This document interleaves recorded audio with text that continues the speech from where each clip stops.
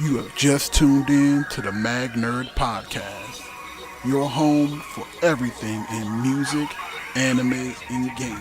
What is up, guys? Showing up the King here, back with another video, and today it is time for another vlog, guys. This is going to be my last video in the Ben 10 Green Lantern whole debacle, all right?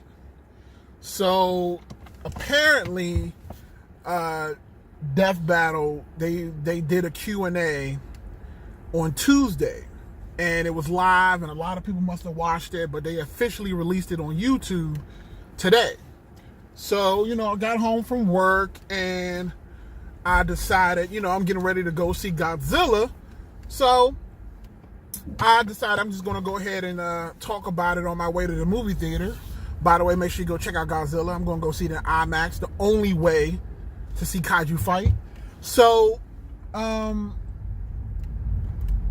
essentially what they did was they came out with like an hour-long Q&A, and in this Q&A they kind of basically tried to debunk Kuro the artist, because if you go through the questions that they asked, they literally were literally responding to Kuro the artist directly. So without actually saying his name, they basically replied to him directly, because again, as I mentioned in my other videos, he is the foremost expert on Ben 10 as far as like the respect that is given to Ben and all the different feats and things that they use for Ben 10. So I watched the Death Battle Q&A, and first off, I'll have to give it up to Liam, because I do respect the fact that Liam came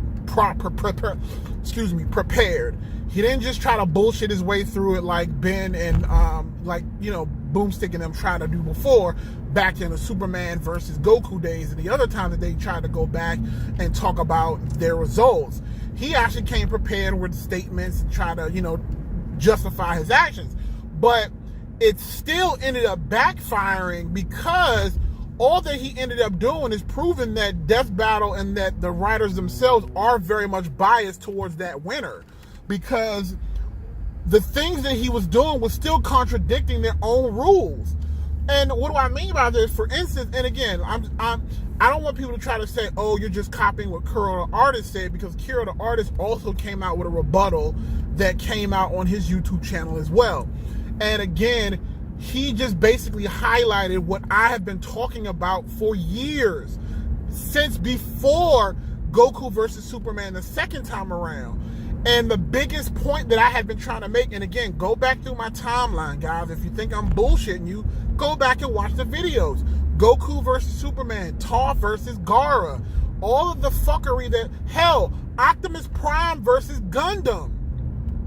The problem that I have with Death Battle is that they take an amalgamation of all of those characters and try to create one superpowered person. And that's not how it should be done.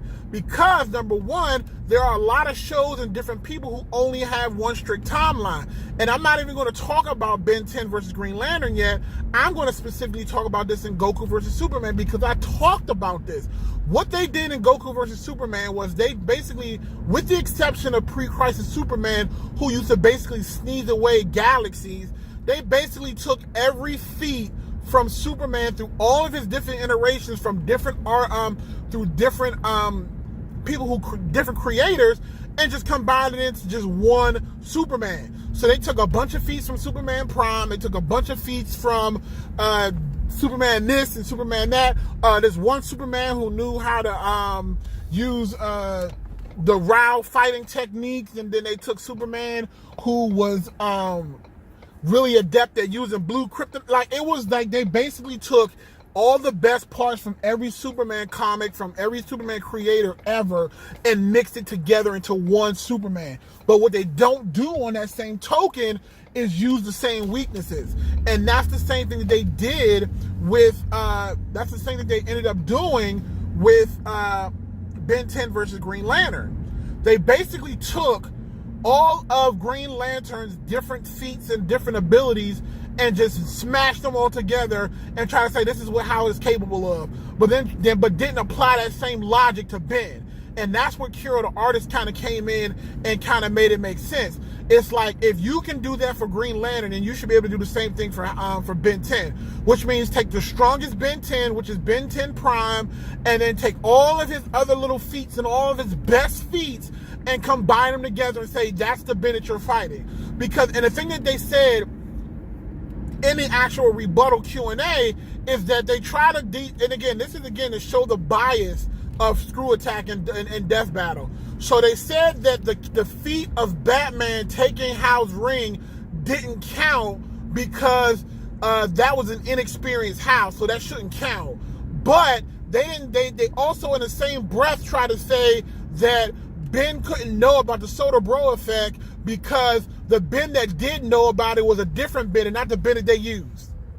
How does that make sense? You can use the different Hal from like 15 different iterations of Green Lantern, but you can't somehow let it be known that this Ben, No Watch Ben, doesn't know about the Sorobro effect. Come the fuck on. And then they try to wank Green Lantern by saying that Green Lantern is 1 billion times faster than the speed of light, so that even if Alien X could wipe him away with a blink of an eye, Hal Jordan is faster than a blink of an eye, so therefore it wouldn't even matter. He could have just, in a matter of nanoseconds, he could have just chopped Ben's hand off. But in that same token, they're also trying to say that because even though they can't use headcanon for Ben, but they can use headcanon for Green Lantern. So even though Ben's arm has never been cut off by Vilgax, because there was a possibility that he was going to do it, that means that it can happen.